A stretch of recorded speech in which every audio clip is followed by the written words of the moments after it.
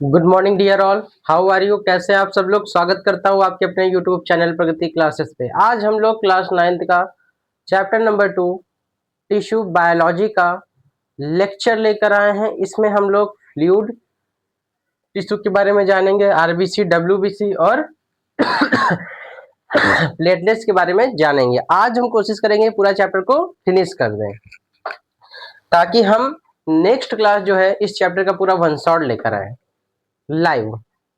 देखना मत भूलिएगा बेटा, टाइमर लगा देंगे, आइएगा, वॉच कीजिएगा, पूरा वीडियो देखिएगा, बड़े अच्छे से समझाया जाएगा। उसमें कोई भी दिक्कत आती है तो फिर कमेंट करके बताइएगा। चलिए चलते हैं अपने टॉपिक की तरफ।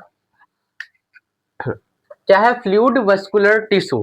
फ्लूइड वस्कुलर टिश्यू की बात करें तो क्या कह रहा है? Blood helps in transportation of many substance like gases, hormone, organic substance etcetera. जो ब्लड है वो हेल्प करता है ट्रांसपोर्ट कराने में, जैसे कि गैसेस हो गई, हार्मोन्स का, ऑर्गेनिक सब्सटेंस का।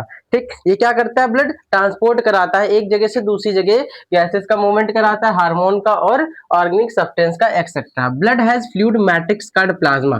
ब्लड के पास एक फ्लूइड मैट्रिक्स होता है जिसे हम क्या बोलते हैं? प्लाज्मा बोलते हैं। क्या बोलते हैं? प्लाज्मा बोलते हैं। इन विच आरबीसी प्लेटलेट्स आर मिक्स, जिसमें आरबीसी और प्लेटलेट्स क्या होती है? मिक्स्ड होती है, मिक्स होती हैं। ठीक, फिर से सुनिएगा। जो ब्लड है उसके पास फ्लूइड मैट्रिक्स प्लाज्मा होता है, जिसमें आरबीसी मिक्स्ड होती है। It is also contain protein, salt and hormone. ये क्या कंटेन करता है? ब्लड प्रोटीन कंटेन करता है, सॉल्ट को करता है और हार्मोन को कंटेन करता है। कौन? Fluid vascular tissue.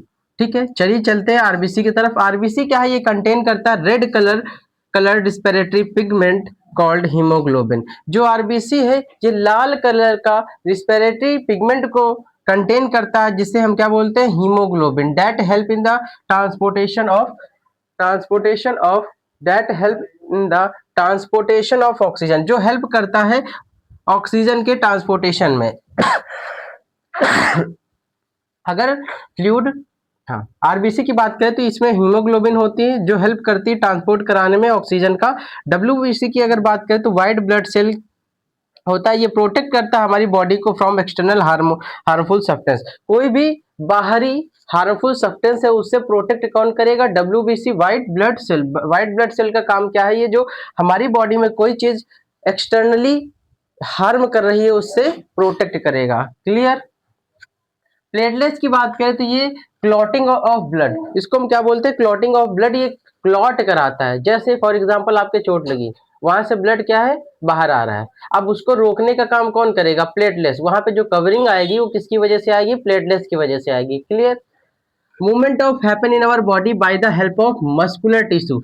जो हमारी बॉडी है उसमें जो मूवमेंट हो रहा है वो किसकी हेल्प से हो रहा है? मस्कुलर टिश्यू की हेल्प से हो रहा है। किसकी? मस्कुलर टिश्यू हमारी बॉडी में है, प्रेजेंट है, जिसकी वजह से हम नॉर्मली मूवमेंट कर पा रहे हैं, नहीं तो नहीं कर पाते। They are capable of contraction and relaxation. ठीक, ये कॉन्ट्रैक्शन और रिलैक्सेशन में हेल्प करता है। कौन? हमारा मस्कुलर टिश्यू। कितने टाइप का होता है? 3 टाइप का होता है। मस्कुलर टिश्यू हमारा 3 टाइप का होता है: स्ट्रेटेड मसल्स, स्मूथ मसल्स और कार्डियक मसल्स। कितनी मसल्स होती है? 3 मसल्स होती है, स्ट्रेटेड मसल्स और स्मूथ मसल्स और कार्डियक मसल्स। स्ट्रेटेड मसल्स की अगर मैं बात करूं तो muscles are attach to the bone by tendon. जो इसकी मसल्स हैं ये अटैच होती है बोन से टेंडन की हेल्प से। मैंने कल आपको टेंडन बताया था, क्या होता है? क्या होता है टेंडेंस? क्या होता है? ये कनेक्ट करता है 2 बोन को एक दूसरे से और बहुत ही फ्लेक्सिबल होता है। टेंडन का काम क्या होता है? एक बोन से दूसरी बोन को कनेक्ट करता है और बहुत ही फ्लेक्सिबल होता है। Muscles are attach to the bone. Muscles जो है अटैच होती है बोन से with the help of tendon. These muscles are voluntary muscles. ये मसल्स कैसी मसल्स होती हैं? वॉलेंट्री मसल्स होती हैं। अब क्वेश्चन आता है कि वॉलेंट्री मसल्स क्या होती हैं? वॉलेंट्री मसल्स क्या होती हैं? कमेंट करके बताइए। वॉलेंट्री मसल्स क्या होती है? कमेंट करके बताइए।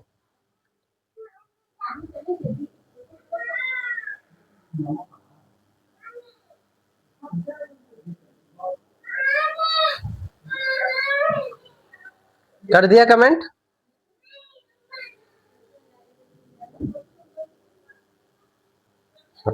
वॉलेंटरी मसल्स वो मसल्स होती है जिनको हम कंट्रोल कर पाते हैं, जिनको हम कंट्रोल कर पाते हैं वो होती हैं वॉलेंटरी मसल्स।